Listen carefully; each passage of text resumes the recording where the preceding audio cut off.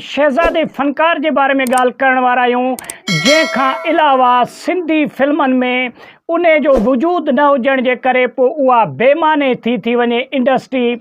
उन इंडस्ट्रीअ जे बारे में ॻाल्हि कंदासीं, सदोरे धाड़ेल जे बारे में, जंहिंखे असद खान कुरैशीअ जो लक़ब आहे। नालो असद खान कुरैशी आहे, लेकिन दरिया पार फिल्म करण खां पोइ असद कुरैशीअ जो नालो सदोरो थी वियो। छाजे करे जो उन फिल्म में असद खान कुरैशीअ जो नालो सदोरो हुयो। दोस्तो, बेताज बादशाह हुयो, सिंध जो हिकु बहितरीनु फ़नकार हुयो, बल्कि अदाकार हुयो दोस्तो असद खान कुरैशी, जंहिंजी पहिरीं फिल्म दरिया पार जॾहिं रिलीज़ थी त पूरे सिंध में उन जो चर्चा थी वियो उन फिल्म जो।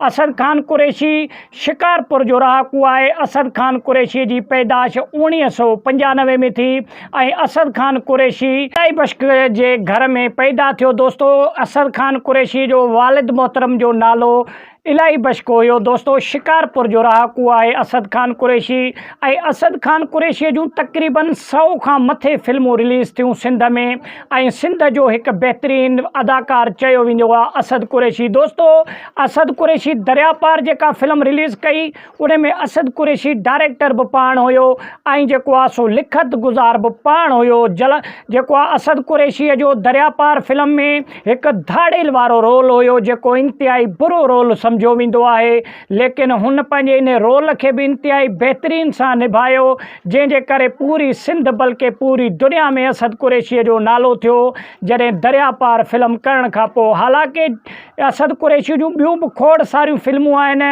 जीअं अजरक थियो, शिकार थियो ऐं शींह ज़ख़्मी शींह थियो।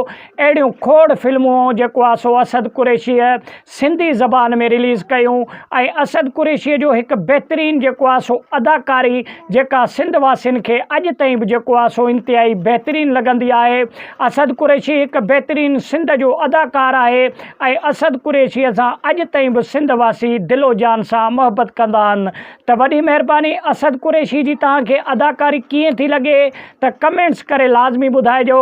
इहो हुयो अॼोको वीडियो खे तव्हां सुठो लॻे लाइक ऐं शेयर कयो, चैनल खे सब्सक्राइब कयो, सुठो कमेंट ॾेई पंहिंजे राय जो इज़हार लाज़मी ॾींदा। वॾी महिरबानी, मिलंदासीं नेक्स्ट वीडियो में।